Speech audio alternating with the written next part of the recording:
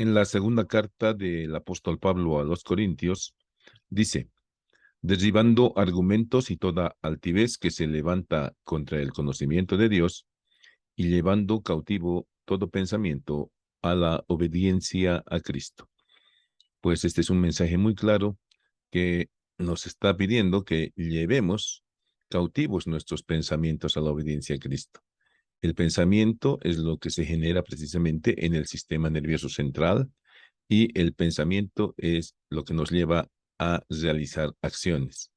Pues si nuestro pensamiento está cautivo a la obediencia a Cristo, todas nuestras acciones serán buenas y bendecidas. Les animo a poner cautivos sus pensamientos a la obediencia a Cristo. Tengan ustedes un cordial saludo. Estamos en la Universidad Mayor de San Andrés, en la Facultad de Medicina, Enfermería, Nutrición y Tecnología Médica. La carrera que tenemos es medicina, nuestra cátedra es anatomía humana y veremos ahora la configuración interna del tronco encefálico. Quien les habla es el doctor José María Ortiz Rodríguez, docente titular emérito de anatomía, especialista en anestesiología y psicopedagogía, evaluación y gestión en educación superior en salud y actual presidente de la Asociación Boliviana de Anatomía. Como ya hemos mencionado, en la configuración externa del tronco encefálico, pues todas estas estructuras, el mesencéfalo, la protuberancia y el bulbo, están encargados de transmitir información desde los centros superiores hasta la médula y la información aferente desde la médula hasta los centros superiores. Además, también encontramos dentro del tronco encefálico o tallo cerebral núcleos propios que van a originar a los pares craneales. Vamos a encontrar algunos núcleos organovegetativos muy importantes para el mantenimiento de la vida, para la respiración, para la frecuencia cardíaca, la presión arterial y otros. Y pues todo esto vamos a irlo viendo a lo largo de esta clase. En primer lugar, vamos a analizar el bulbo raquídeo. Y en el bulbo raquídeo vamos a empezar a ver cuáles son los núcleos motores somáticos que encontramos a este nivel. Y pues como habíamos visto en la configuración externa, en primer lugar tenemos a nivel del ala blanca interna en profundidad al núcleo del hipogloso, que es un núcleo motor somático como primer núcleo.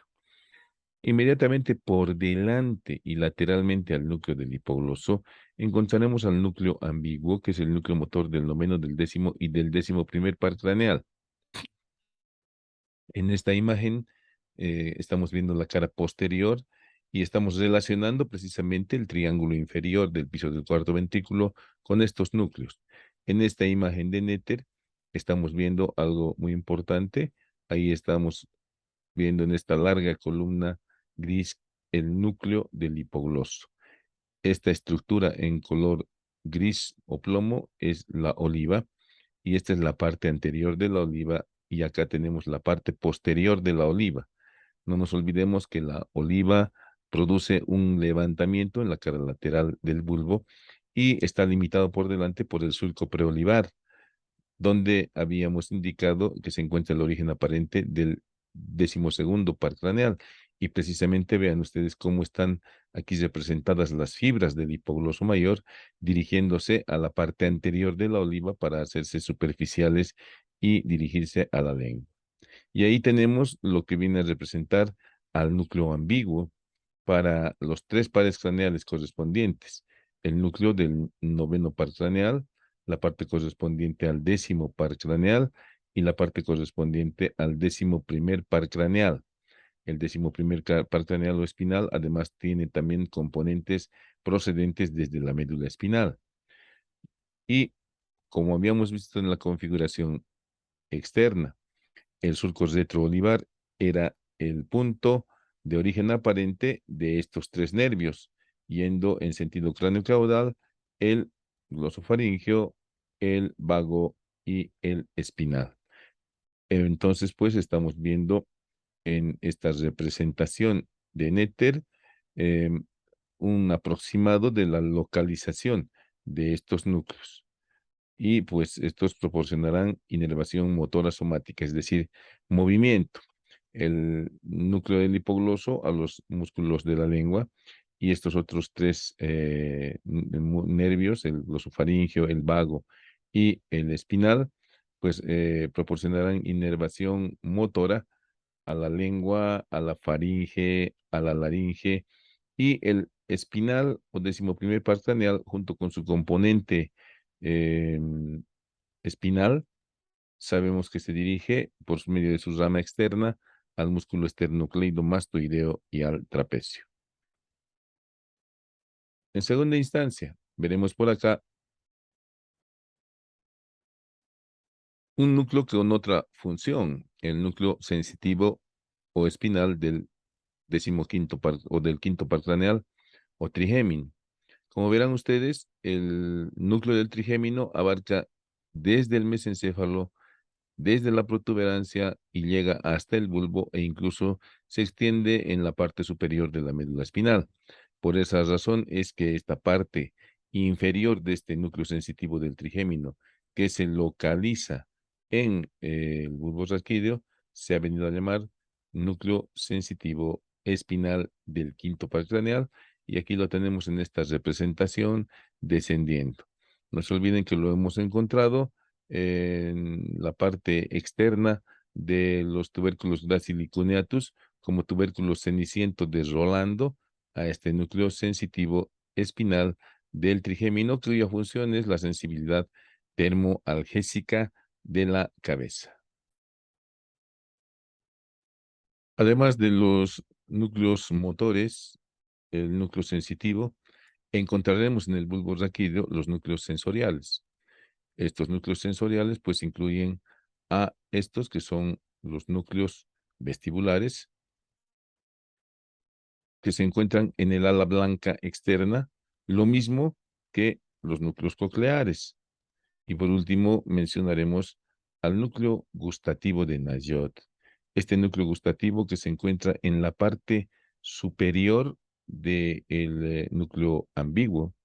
La parte superior del núcleo ambiguo recibe fibras procedentes de los nervios facial, glosofaringeo y vago, que están recogiendo las impresiones gustativas del dorso de la lengua, el facial de los 2 tercios anteriores, el glosofaringeo del tercio posterior y el vago de las regiones periorales, donde también encontramos corpúsculos gustativos. Y los núcleos vestibulares obviamente están en relación con el aparato vestibular, con el arquicerebelo y con el equilibrio. Y los núcleos cocleares con la vía acústica. Entonces, tanto núcleos cocleares como vestibulares se encuentran en el ala blanca externa o ala vestibular. También encontramos, además de los núcleos motores, sensitivos, sensoriales, encontramos núcleos organovegetativos. Encontramos el núcleo salival inferior, que va a proporcionar la inervación secretora a la glándula parótida. Encontramos el núcleo visceromotor del vago, que pues va a proporcionar sus fibras parasimpáticas eh, que abarcarán incluso hasta la mitad derecha del colon transverso. Y tenemos un núcleo viscerosensitivo que es nada más que el núcleo de la solitario. La parte inferior de este núcleo de la solitario pues va a recibir la sensibilidad del glosofaringeo y del vago, especialmente del glosofaringeo, las fibras procedentes del glomo carotídeo y del seno carotídeo. Por lo tanto, este núcleo estará especializado pues en interpretar y ser una estación de relevo de las sensaciones de presión arterial y composición química de la sangre, fundamentalmente referidas al oxígeno y al CO2. Y pues también en el bulbo encontraremos núcleos que son propios del bulbo. Y así, a nivel de el tubérculo grácil, estaremos encontrándonos en profundidad al núcleo grácil, en el tubérculo cuneatum al núcleo cuneatum, y por fuera y delante del núcleo cuneatum encontraremos un núcleo cuneatum accesorio. Y en el pedúnculo cerebeloso inferior encontraremos el núcleo del cuerpo restiforme, ¿no? Este es el cuerpo restiforme, también se denomina al pedúnculo cerebeloso inferior. Luego también encontraremos las olivas accesorias que no están aquí, el núcleo arciforme que tampoco está representado y encontraremos obviamente al núcleo olivar que fácilmente se lo identifica porque está a nivel de esta eminencia que se denomina oliva. Entonces aquí estamos viendo estos núcleos que se encuentran en la parte externa, en la parte inferior del bulbo y hemos visto todos estos otros que se encuentran en la parte que corresponde al piso del cuarto ventrículo. Y aquí tenemos un resumen de todos los núcleos que hemos visto, los motores somáticos, el sensitivo, los sensoriales, los órganos vegetativos y los núcleos propios. Ahí tenemos los núcleos propios, el grácil y el cuneatum accesorio, y vean ustedes cómo los fascículos que salen del núcleo grácil y cuneatum cruzan al otro lado y forman el lemnisco medial. Aquí en este corte se está viendo el núcleo olivar o oliva vulvar, que aquí lo hemos demarcado con verde, que corresponde al equilibrio de la cabeza. Y aquí tenemos el núcleo arciforme. Estos núcleos arciforme reciben fibras de la corteza cerebral y envían fibras al cerebelo, por lo tanto, también están en relación con las funciones motoras. Y por último, pues aquí tenemos representado al núcleo del cuerpo restiforme o del pedúnculo cerebeloso inferior. Este núcleo del cuerpo restiforme también guarda relación con el equilibrio. Ahora nos encontramos con otras estructuras en el bulbo raquídeo que son los tractos o fascículos ascendentes que solamente están de paso por el bulbo raquídeo. Y es así que podemos citar a los tractos o fascículos espinocerebeloso dorsal, espinocerebeloso ventral, a los fascículos espinotalámico lateral, espinotalámico anterior y al espinotectal. Y también podemos mencionar al fascículo espino-reticular, que son tractos de paso ascendentes, ya que no se quedan en el bulbo raquídeo. Y ahí están precisamente siendo representados el espinotalámico anterior, el espinotalámico lateral, el espino cerebeloso ventral, el espino cerebeloso dorsal, el espino reticular y el espino tectal. No nos olvidemos que el espino talámico anterior, el espino talámico lateral y el espino talámico, y el espino tectal, en conjunto los tres forman lo que se conoce con el nombre de lemnisco espinal.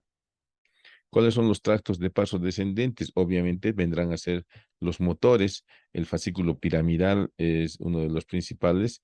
Luego, todos los que corresponden a la vía extrapiramidal, donde tenemos al fascículo rubroespinal, al fascículo tectoespinal, al fascículo retículo espinal y al fascículo vestíbulo espinal, que están pasando a manera de un puente. ¿Cuáles son los tractos de paso descendentes? Ahí está el córtico espinal, que viene desde la corteza cerebral, el rubro espinal del núcleo rojo de Stilling, el retículo espinal ventral de la sustancia reticular superior, el tecto espinal de la lámina cuadrigémina y el vestíbulo espinal del núcleo vestibular lateral, que se origina en la parte superior del bulbo raquídeo. ¿Y cuáles son los tractos ascendentes que terminan en el bulbo? Pues el espino olivar que termina en la oliva vulvar, el tracto del haz solitario que tiene varios componentes, como hemos visto, y que termina también en el núcleo del haz solitario en el bulbo, el fascículo grácil y el fascículo cuneatum que terminan también a nivel del bulbo en los núcleos correspondientes. ¿Cuáles son los tractos descendentes que terminan en el bulbo? El primero, el córtico vulvar o córtico nuclear o geniculado. Luego tenemos a la cintilla longitudinal posterior. Esta cintilla longitudinal posterior que es muy importante como una fibra de asociación. Luego tenemos el fascículo longitudinal dorsal, que también es asociativo, y el haz central de la calota, también asociativo, y se menciona simplemente a este nivel el fascículo mamilotegmental que viene del cuerpo mamilar y que está en relación con el tálamo óptico y con el núcleo amigdalino. Pues las acciones del núcleo amigdalino y de la corteza cerebral por medio del tálamo óptico son emitidas por este tubérculo mamilar a la parte superior del mesencéfalo por medio de este fascículo mamilotegmental, y este fascículo pues se conectará con la sustancia reticular y de esa manera este pequeño cuerpo mamilar influenciará en todo el accionar del cuerpo. ¿Cuáles son los tractos descendentes que se originan en el bulbo? Solamente dos: el olivo espinal y el retículo espinal anterior, que se origina en la sustancia reticular inferior. ¿Y cuáles son los tractos ascendentes que se originan en el bulbo? Ya hemos mencionado al lemnisco medial, que se origina de los núcleos grácil y cuneatus, y la vía ventral del trigémino, que pues comienza en el bulbo raquídeo y está llevando la sensibilidad que está recibiendo el núcleo sensitivo del trigémino. Otra forma de estudiar el tronco encefálico o tallo cerebral es en cortes transversales. Y pues básicamente en el bulbo se encuentran varios cortes. Vamos a ver algunos de ellos. Este es a nivel de la decusación motora, es decir, donde el fascículo piramidal se está cruzando. El fascículo piramidal se está cruzando y pues está cumpliendo con que el hemisferio derecho va a controlar el hemicuerpo izquierdo y viceversa. Pues a este nivel de la decusación de las pirámides encontraremos el fascículo grácil, el fascículo cuneatum, el núcleo grácil, el núcleo cuneatum, el núcleo cuneatum accesorio. Iremos viendo diferentes estructuras. Veremos el número 6, que es el núcleo espinal del trigémino; el 7, el tracto espinal del trigémino; el 8, el tracto espinocerebeloso dorsal; el 9, el espinocerebeloso ventral; el 10, el tracto espinotectal; el 11, el tracto espinotalámico lateral; el número 12 es la pirámide vulvar o fascículo córtico espinal; el 13 es el fascículo piramidal cruzado; el 14, el fascículo longitudinal medial, que coordina las acciones del tercero, cuarto, sexto, octavo y décimo primer par craneal; el número 15 es el núcleo supraespinal, que es de coordinación motora; el 16 es el núcleo reticular lateral y el 17 es el núcleo reticular medial. Y por último tenemos el 18, la oliva accesoria medial. Esta oliva accesoria medial pues está en relación con la oliva principal, que la encontraremos un poco más arriba.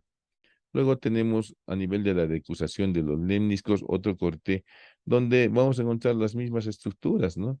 El fascículo grácil, el cuneatum, el núcleo grácil, el cuneatum, originando la decusación de las pirámides con el lemnisco, pero además a partir de aquí encontraremos como una estructura nueva al lemnisco medial, encontraremos la oliva inferior y encontraremos el núcleo del hipogloso.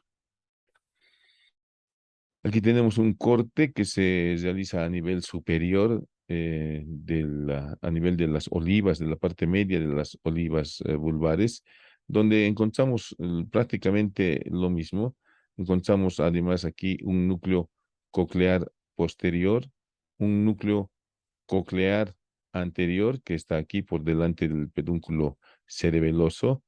Encontramos el núcleo vestibular medial, encontramos el núcleo vestibular inferior, que es bastante grande, encontramos el núcleo del hipogloso, y ahí están sus fibras yendo al surco preolivar para hacerse superficiales, encontramos el núcleo ambiguo, encontramos el haz geniculado, ¿ya? O córtico vulvar, encontramos el pedúnculo cerebeloso inferior, encontramos el tracto espino cerebeloso ventral, ahí está, el espino cerebeloso ventral, encontramos al lemnisco medial, encontramos el fascículo espinotalámico lateral, encontramos a las pirámides, encontramos a la oliva inferior, que es toda esta, que es la más amplia de las olivas, encontramos el fascículo longitudinal medial en la parte posterior,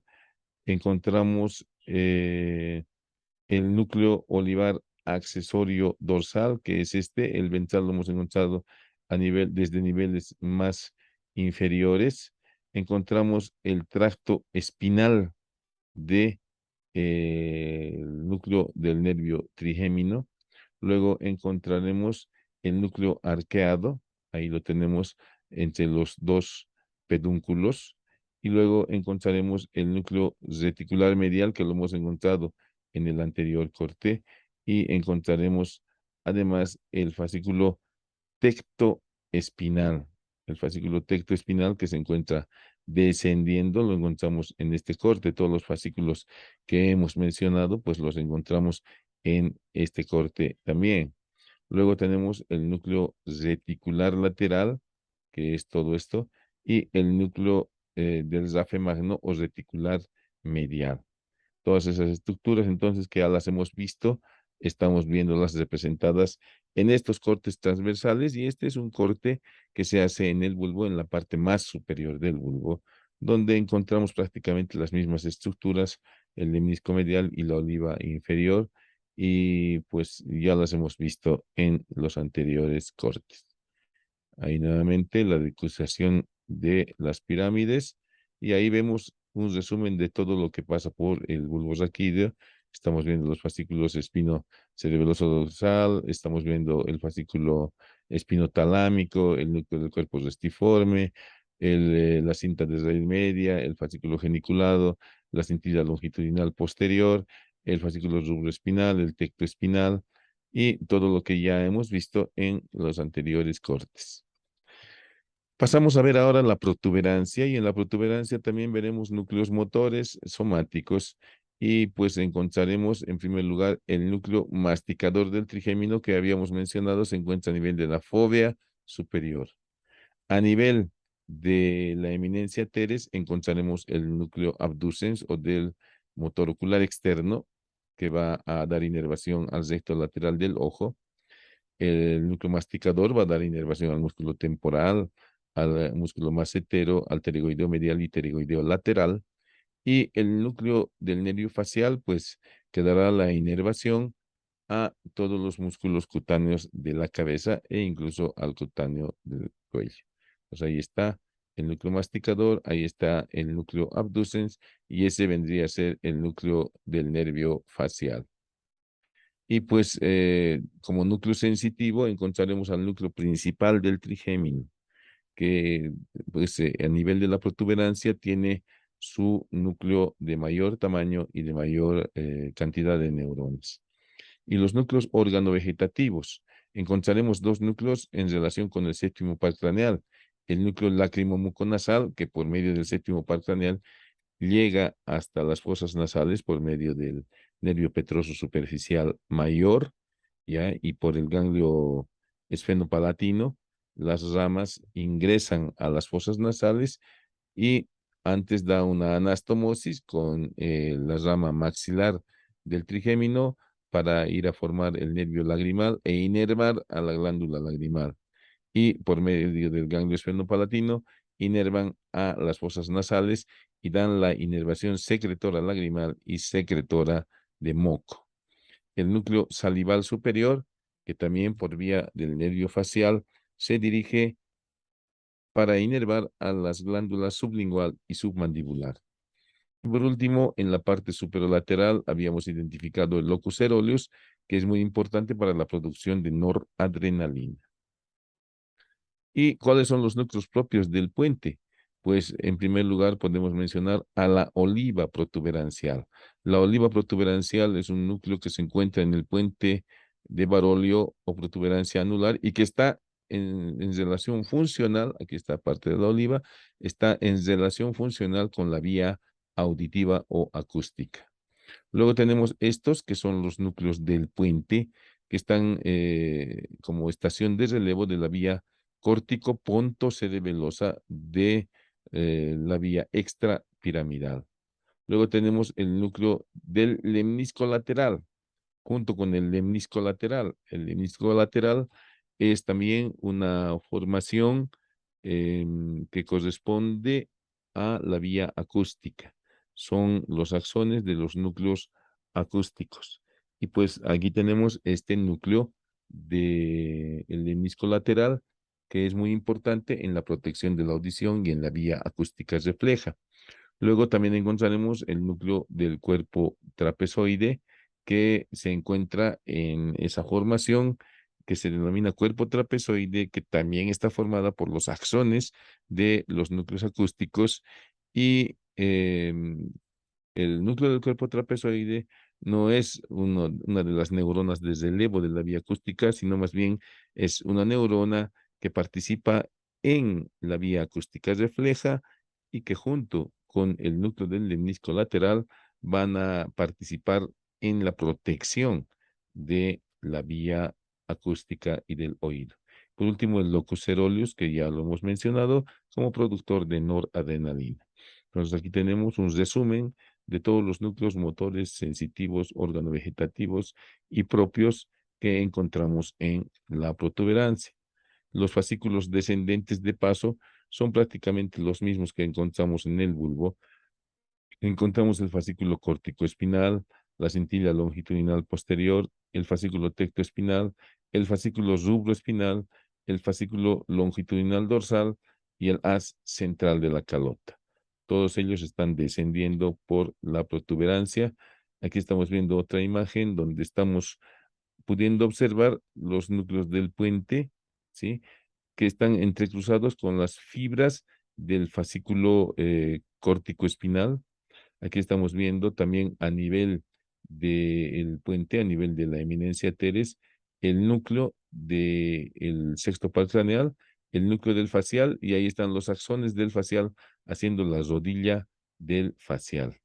Entonces aquí estamos viendo el lemnisco medial, el fascículo longitudinal posterior, la oliva eh, protuberancial, también el núcleo del trigémino con su fascículo, que están en la protuberancia.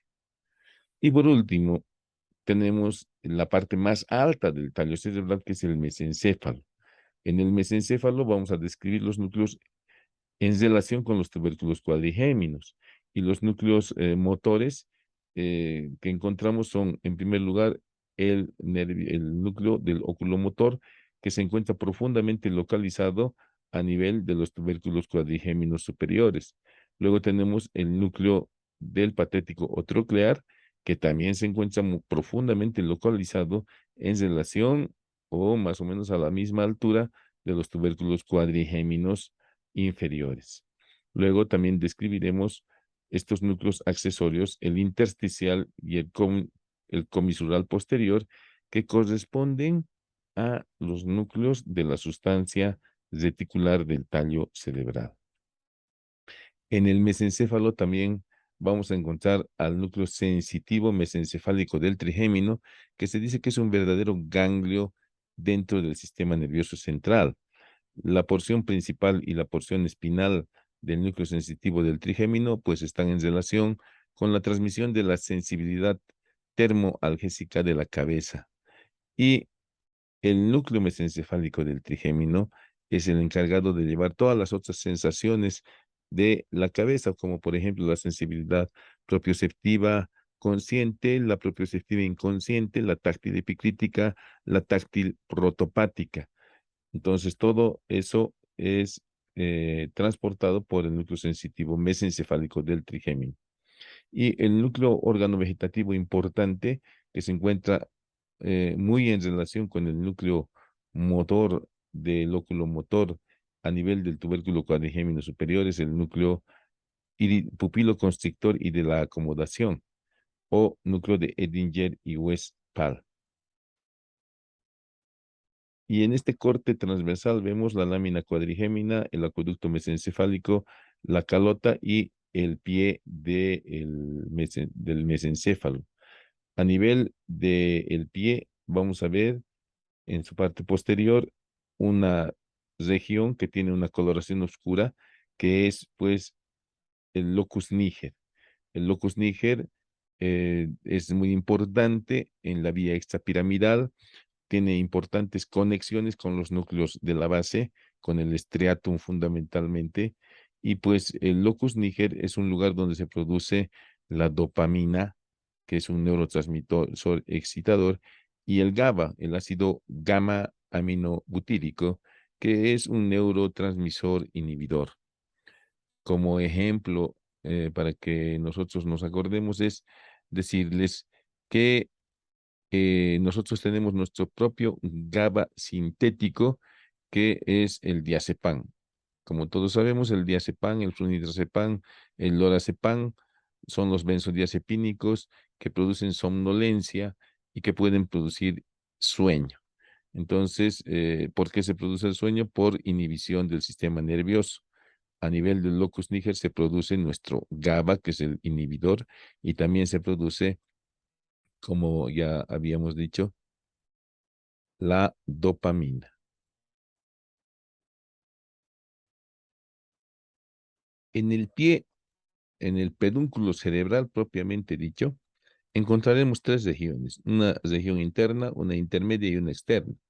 En la región interna están descendiendo los fascículos de la vía frontopóntica. En la parte externa están descendiendo los axones de la vía temporopóntica, y al medio de los dos está descendiendo la vía piramidal o corticoespinal. Y entre este lateral y este intermedio encontramos descendiendo el fascículo geniculado o córtico vulvar. Entre los dos pedúnculos se encuentra este núcleo interpeduncular que se comunica por medio del haz retroreflejo de Turkmeiner con la vénula. Y en la calota vamos a encontrar esta región que tiene una coloración más o menos roja, por eso es que le han puesto el nombre de núcleo rojo de Stilling, que es muy importante en la vía extrapiramidal por sus conexiones con el cerebelo y con la corteza cerebral. Entonces, pero del núcleo rojo de Stilling parten los axones para dirigirse al lado opuesto y están formando la decusación motora. En la lámina cuadrigémina, pues encontraremos que a nivel de los tubérculos cuadrigéminos inferiores y superiores, las neuronas son diferentes. Este es más o menos a nivel del tubérculo cuadrigémino inferior, y en el tubérculo cuadrigémino inferior encontraremos el núcleo, un núcleo en relación con la vía acústica. El núcleo del tubérculo cuadrigémino inferior viene a ser una neurona de la vía acústica. Bueno, aquí está el núcleo de Edinger y Westphal en la sustancia gris periacueductal. Entonces ahí están los núcleos propios del mesencéfalo, el locus niger, que produce dopamina y GABA, el núcleo rojo de Stilling, que contiene neuronas importantes para la vía extrapiramidal, el núcleo interpeduncular, que corresponde al sistema reticular activante, los núcleos dorsal y ventral de la calota, que originan axones de interconexión entre los núcleos que se encuentran en el tallo cerebral. Aprovechamos de ver aquí el acueducto mesencefálico o de Silvio, y ahí está el tercer par craneal, originándose en el surco pontopeduncular. ¿Cuáles son los núcleos propios? El del tubérculo cuadrigémino inferior, habíamos dicho que pertenece a la vía acústica, y el tubérculo cuadrigémino superior corresponde a la vía visual refleja, ¿ya? Y tiene tres estratos, uno superficial que se llama capa gris, uno intermedio que se llama capa óptica y una capa profunda. Esos son entonces los núcleos propios de la lámina cuadrigémina. Y no nos olvidemos que los tubérculos cuadrigéminos anteriores, por medio de la bráquea mesencefálica, se comunican con el cuerpo geniculado externo, AE. Entonces, ahí está la cintilla óptica, llegando al cuerpo geniculado externo. Los tubérculos cuadrigéminos anteriores están en relación entonces con la vía visual refleja. Y los tubérculos cuadrigéminos inferiores se comunican con el cuerpo geniculado interno. Ahí está el cuerpo geniculado interno o medial. Y pues el núcleo del tubérculo cuadrigémino inferior corresponde a la vía acústica, es una de las neuronas de la vía acústica, y el cuerpo geniculado medial viene a ser también una neurona de la vía acústica.